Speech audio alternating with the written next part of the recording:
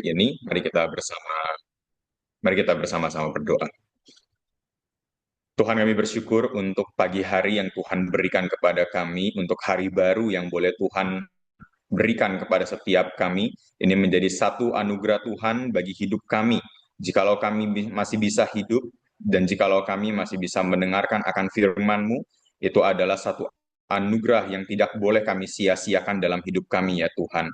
Maka pada pagi hari ini, ketika kami datang, kami menyampaikan doa kami, dan juga sekarang kami akan mendengarkan akan firman-Mu. Kami memohon belas kasihan Tuhan, kami memohon penyertaan Tuhan di dalam pendengaran akan firman-Mu. Berikanlah kami firman-Mu, berikanlah kami kebenaran-Mu. Hanya di dalam nama Tuhan kami, Yesus Kristus, kami berdoa. Amin. Baik Bapak Ibu semuanya, hari ini kita akan merenungkan satu bagian firman Tuhan, yaitu dari Mazmur pasalnya yang keempat. Mari kita membuka Alkitab kita dari Mazmur pasalnya yang keempat. Di situ judul perikopnya adalah doa pada malam hari. Walaupun kita persekutuan doanya di pagi hari, tapi hari ini kita akan merenungkan mengenai doa pada malam hari. Saya akan membacakannya bagi kita semua. Ada 9 ayat di dalam Mazmur pasalnya yang keempat ini. Saya akan membacakannya bagi kita semua satu persatu di dalam pasalnya yang keempat. Doa pada malam hari. Untuk memimpin biduan dengan permainan kecapi Mazmur Daud. Apabila aku berseru, jawablah aku, ya Allah, yang membenarkan aku. Di dalam kesesakan engkau memberi kelegaan kepadaku, kasihanilah aku dan dengarkanlah doaku. Hai orang-orang besar, berapa lama lagi kemuliaanku dinodai, berapa lama lagi kamu mencintai yang sia-sia dan mencari kebohongan. Ketahuilah Tuhan telah memilih baginya orang yang dikasihinya.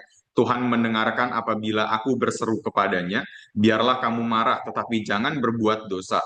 Berkata-katalah dalam hatimu di tempat tidurmu, tetapi tetaplah diam. Persembahkanlah kurban yang layak dan percayalah kepada Tuhan.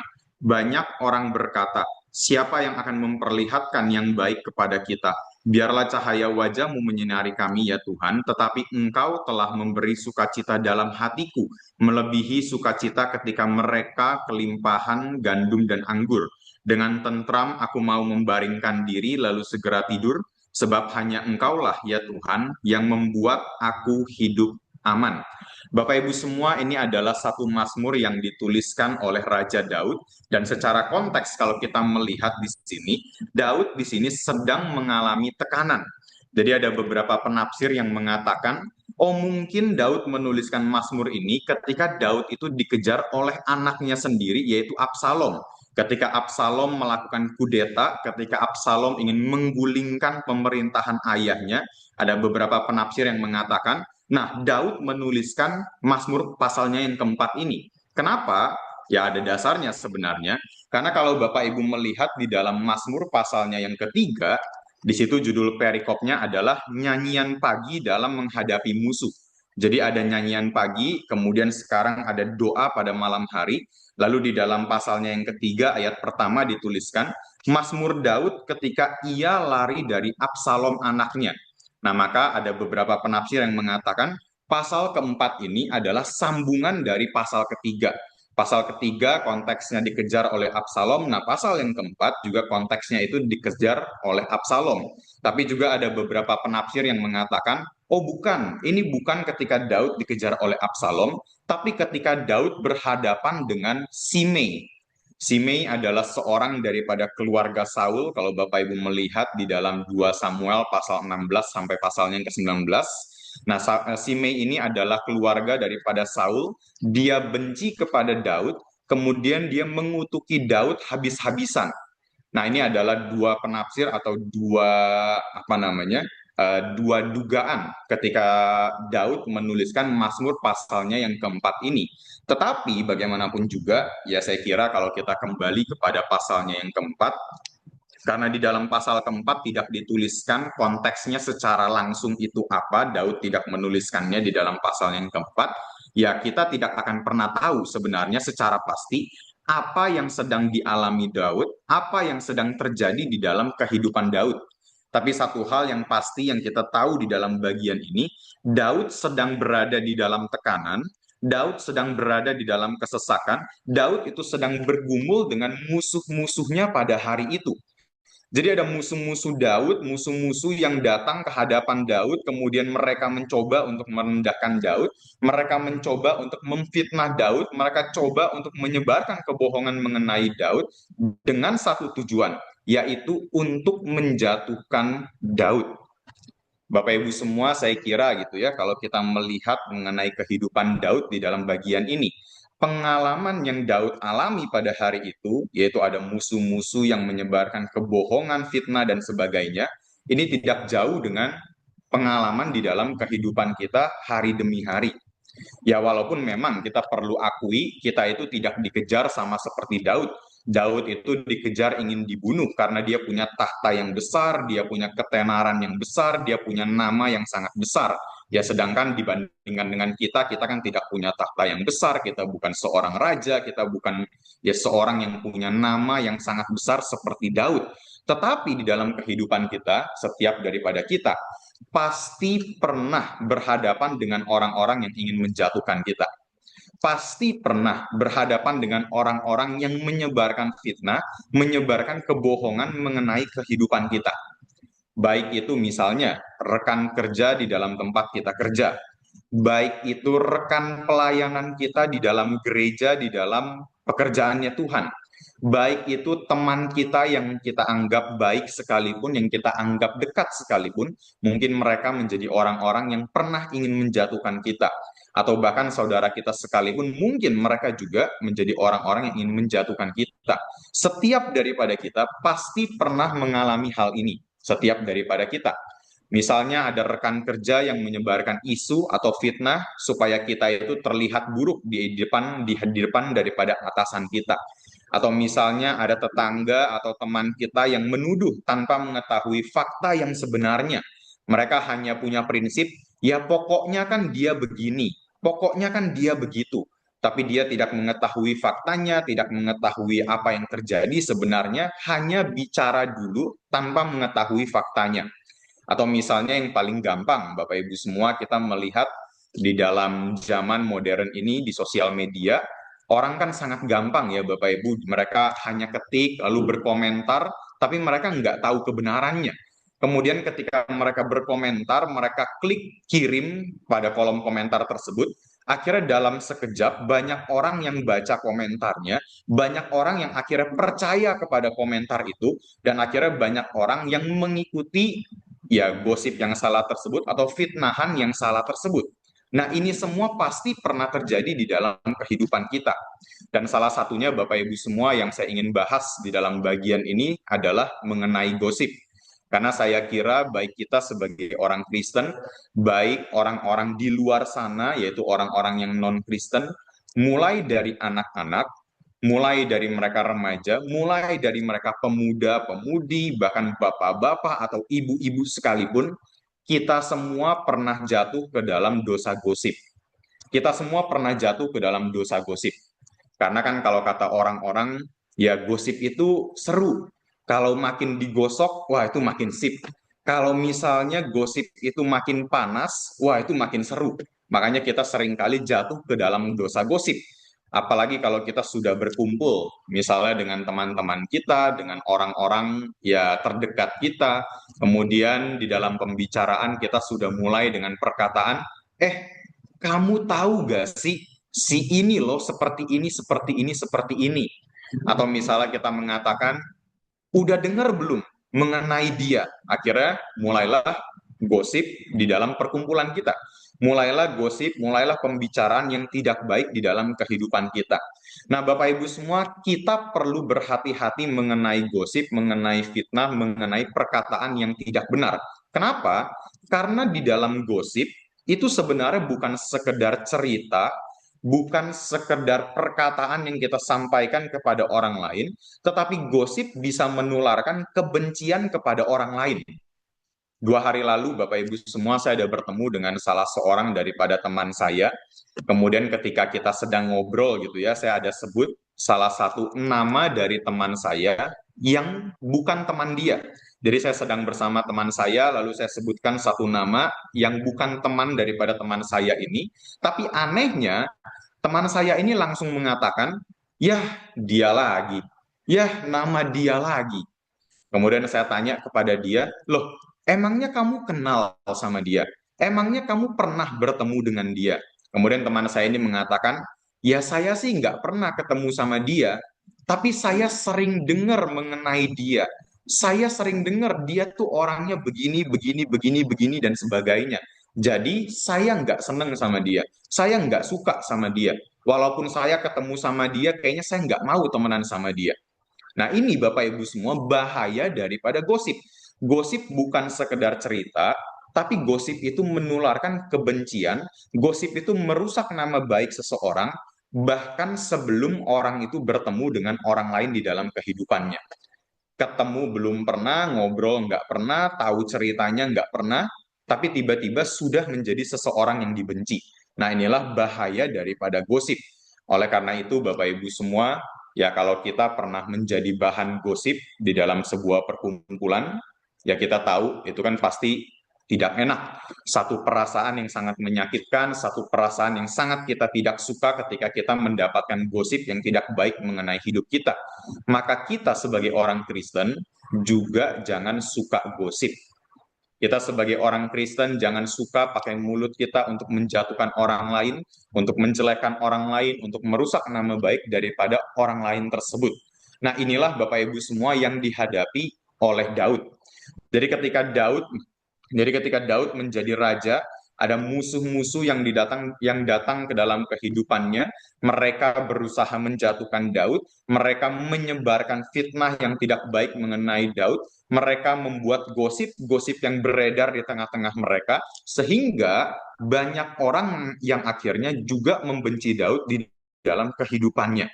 Nah, ini yang dihadapi oleh Daud. Dan pertanyaan selanjutnya, kalau kita lihat di dalam bagian ini, apa yang Daud lakukan setelah ada orang-orang yang berusaha memfitnah dia? Apakah Daud membalas mereka dengan fitnahan tandingan? Jadi ketika difitnah, Daud membuat fitnahan yang baru, menjadi fitnahan tandingan. Siapa yang namanya paling rusak? Siapa yang nanti itu namanya dijatuhkan? Siapa nanti yang menjadi paling rendah dan akhirnya dikalahkan? Apakah Daud melakukan hal tersebut? Tidak.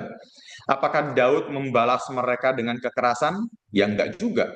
Padahal kalau misalnya kita melihat kisah Daud dengan Absalom atau misalnya kisah Daud dengan Simei di dalam kitab 2 Samuel pasal 16 sampai kepada pasal yang ke-19, Daud itu punya prajurit, Daud itu punya panglima perang yang bersama-sama dengan Daud, dan mereka ini sebenarnya sudah ingin membunuh Absalom.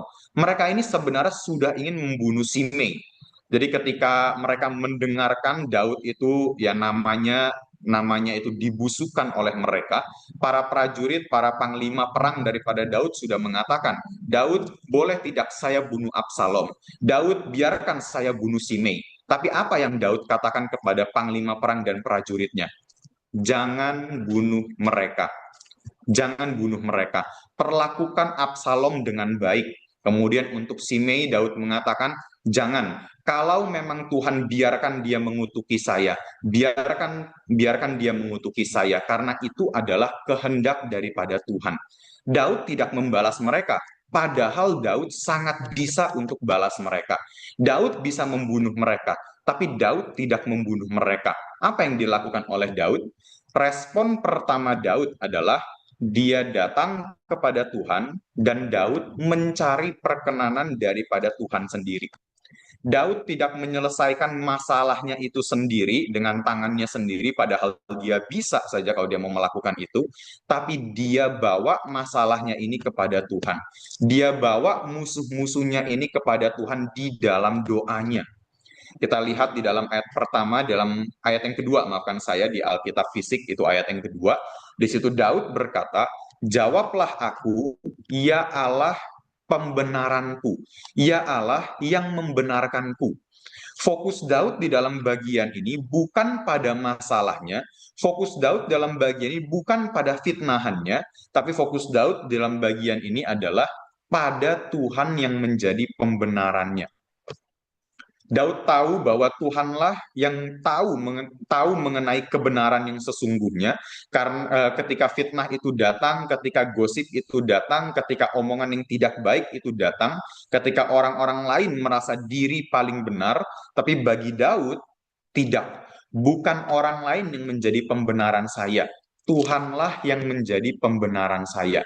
Bagi orang lain ya saya seperti ini, tapi di hadapan Tuhan ya saya punya integritas, saya melakukan apa yang Tuhan inginkan, dan Tuhan tahu mengenai hal itu semua.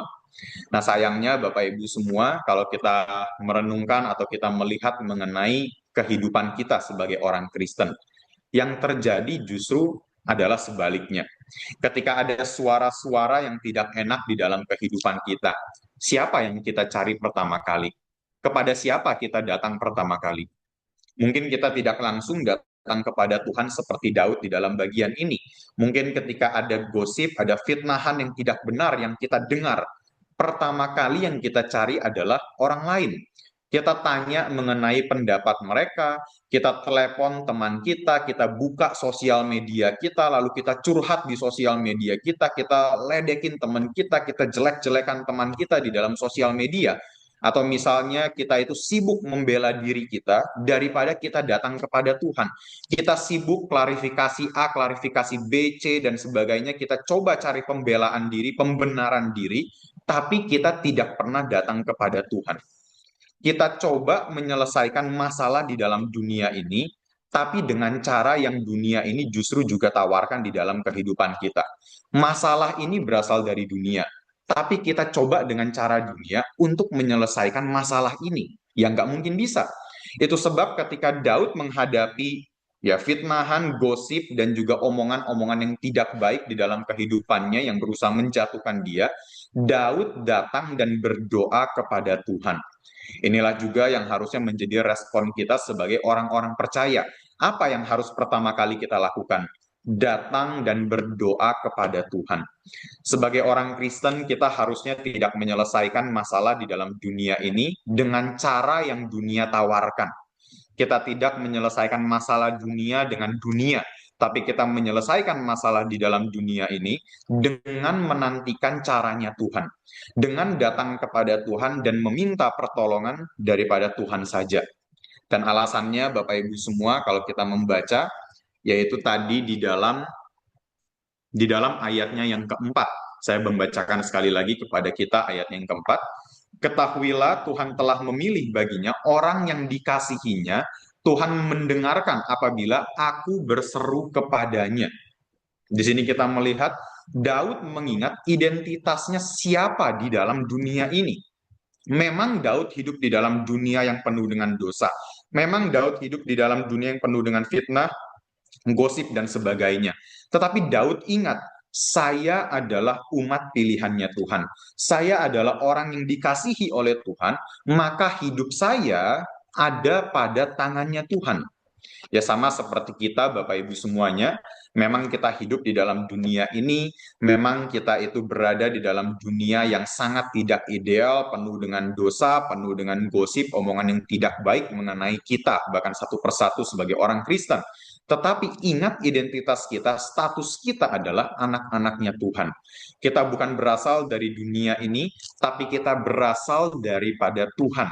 Kewarganegaraan kita bukan kewarganegaraan di dalam dunia ini, tapi kewarganegaraan kita adalah kewarganegaraan sorgawi. Maka di tengah dunia yang penuh dengan suara fitnah, suara tuduhan, suara-suara orang yang ingin menjatuhkan kita, suara siapa yang kita dengarkan di dalam kehidupan kita? Nah, khususnya Bapak Ibu semua, kalau kita melihat seluruh anggota tubuh daripada wajah kita gitu ya. Ini kan ada mata, ada mulut, ada hidung, kemudian ada kuping dan sebagainya. Nah, kuping menjadi salah satu anggota yang sebenarnya sangat unik. Sangat unik yang Tuhan ciptakan untuk kita. Kalau misalnya kita bicara mengenai mata, mata itu kan secara alami bisa kita tutup. Misalnya kalau kita tidur ya kita tutup mata, atau kalau kita berkedip ya mata kita pasti akan menutup di dalam sepersekian detik. Jadi mata itu secara alami bisa kita tutup. Dan mulut secara alami juga bisa kita tutup. Ya kalau kita tidak berbicara, mulut kita tertutup. Tapi kalau kita berbicara mengenai telinga, telinga itu nggak bisa secara alami kita tutup. Kita nggak bisa mengatakan, wah saya nggak mau dengar. Kalau mata, kita bisa, wah saya nggak mau lihat, lalu kita tutup. Wah saya nggak mau ngomong, lalu kita tutup mulut. Tapi kalau kita bicara mengenai telinga, wah saya nggak mau dengar. Sudah telinga, tolong ya jangan dengar. Ya nggak bisa. Mau tidak mau, pasti banyak hal yang kita dengarkan di dalam kehidupan kita. Secara sengaja atau tidak sengaja, pasti banyak hal yang kita dengarkan yang masuk ke dalam kuping kita, mau enak ataupun tidak enak bagi kehidupan kita. Dan inilah Bapak Ibu semua yang sering kali membuat kita gelisah, membuat kita menjadi marah, membuat kita menjadi panas, membuat kita menjadi kecewa bahkan di dalam kehidupan kita. Karena apa yang kita dengarkan itu mempengaruhi daripada kehidupan kita. Dan di dalam keadaan seperti ini, Bapak Ibu semuanya, adakah kita datang kepada Tuhan? Kepada siapa kita lebih menghubungkan telinga kita? Kepada siapa kita memilih untuk berkoneksi? Apakah kita memilih untuk terhubung dengan dunia ini, mendengarkan semua yang dunia berikan sehingga kita dipenuhi dengan kecewa, amarah, dan juga dendam di dalam hidup kita? Atau kita memilih untuk terhubung dan terkoneksi dengan Tuhan? Di Amerika, Bapak Ibu semua ada salah satu suku. Ini kalau Bapak Ibu pernah mendengar nama sukunya adalah suku Emis. Nah, sampai hari ini sebenarnya sukunya masih ada. Tapi ya sudah tidak se ekstrim daripada zaman dulu, misalnya 100 atau 200 tahun yang lalu. Jadi suku Emis ini adalah salah satu suku yang menarik karena suku ini sangat menekankan mengenai kesalehan dan kemurnian iman. Mereka adalah orang-orang Kristen juga. Mereka itu menekankan mengenai kesalehan dan juga kemurnian iman. Saking ekstrimnya mereka itu punya pandangan kita ini harus terpisah dari dunia supaya kita tidak terkontaminasi oleh ya kejahatan atau dosa di dalam dunia ini. Akhirnya mereka itu memiliki kehidupan yang berbeda dengan orang-orang yang lainnya. Mereka tinggal di dalam satu kota yang kecil dan mereka itu tolak kemajuan teknologi. Ya, sekali lagi, walaupun sekarang mereka sudah lebih terbuka, tapi mungkin 100-200 tahun yang lalu, mereka itu tolak yang namanya ya kemajuan teknologi. Mereka tolak TV, mereka tolak gadget, mereka tolak mobil, mereka tolak semua hal yang menjadi kemajuan teknologi. Setiap hari mereka itu kerjaannya hanya, ya selain mereka bekerja di ladang, mereka itu juga datang ke gereja setiap hari. Mereka berlutut di dalam gereja setiap hari. Mereka berdoa berjam-jam bisa setiap hari di dalam gereja. Lalu mereka membaca Alkitab setiap hari di dalam kehidupan mereka bisa berjam-jam. Ya tentu saja Bapak Ibu semua saya tidak mengatakan itu sesuatu yang salah. Karena kehidupan seperti mereka kan juga bukan kehidupan yang berdosa. Tapi kalau kita melihat ke dalam Alkitab, apakah semua orang Kristen harus hidup seperti itu?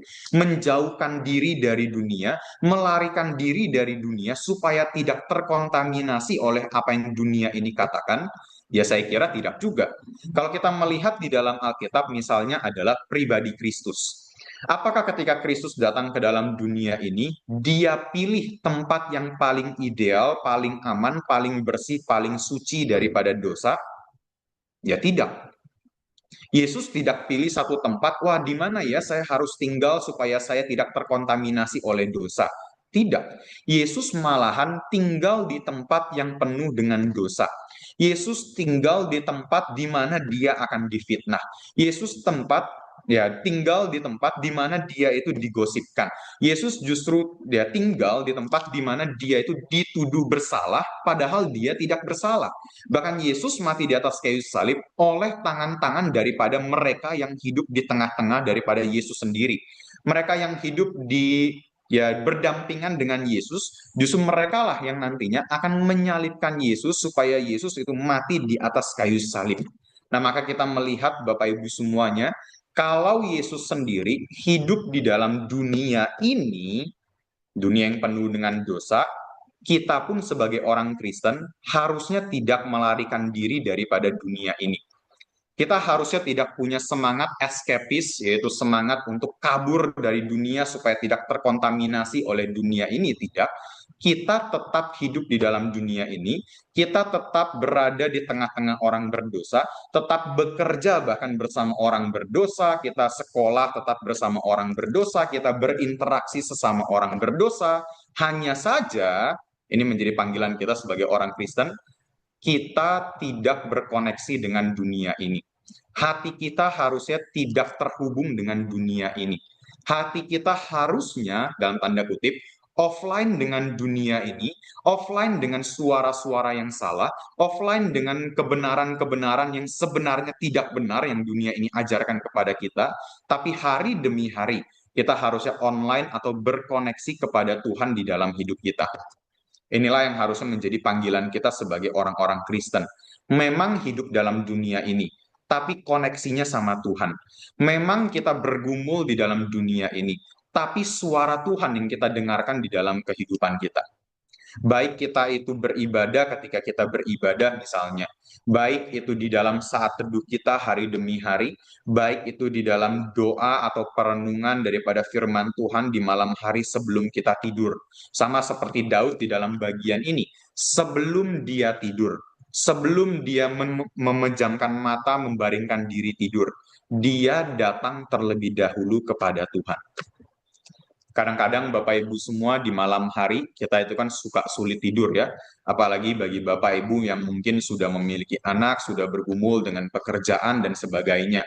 Mungkin Bapak Ibu kadang-kadang sulit tidur, memikirkan mengenai masalah di dalam hidup ini, memikirkan mengenai anak-anak, memikirkan mengenai keluarga ke depannya seperti apa, atau bahkan kadang-kadang kita itu memikirkan perkataan orang di dalam hidup kita sehingga kita itu nggak bisa tidur. Kita memikirkan mengenai reputasi kita ke depannya seperti apa. Dan akhirnya ini membuat kita tidak memiliki ketenangan pada malam hari. Nah, melalui bagian ini dan firman Tuhan pada hari ini, Bapak Ibu semuanya, cobalah berkoneksi kepada Tuhan sebelum tidur. Sebelum tidur, cobalah berkoneksi kepada Tuhan. Saya kira Bapak Ibu semua sebelum tidur ini menjadi salah satu waktu yang terbaik untuk kita bisa datang kepada Tuhan.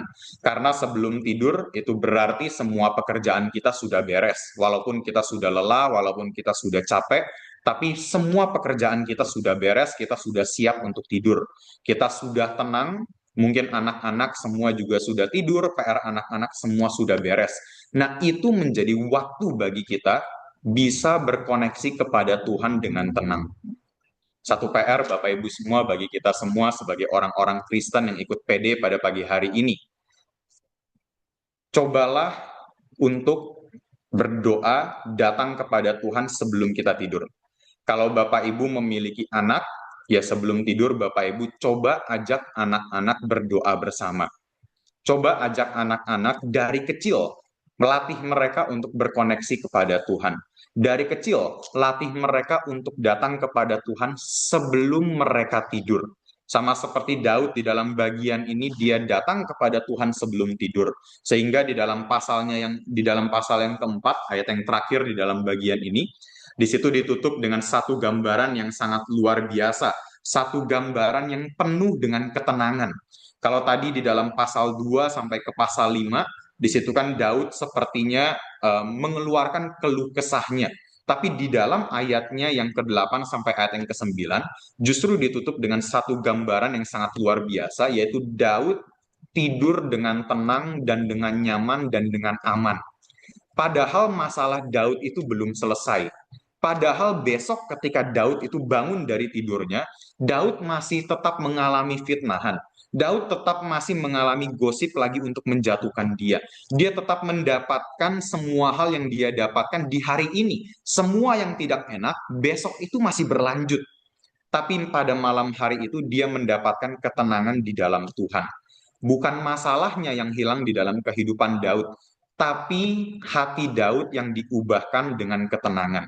Bukan situasinya yang berubah menjadi baik, tapi hati Daudlah yang diberikan kedamaian, hati Daud yang diberikan ketenangan, sehingga Daud bisa tidur menikmati malam hari yang Tuhan berikan di dalam kehidupannya. Nah, ini juga Bapak Ibu semua yang Tuhan berikan di dalam hidup kita. Ketika kita datang kepada Tuhan, kita menyerahkan hidup kita kepada Tuhan.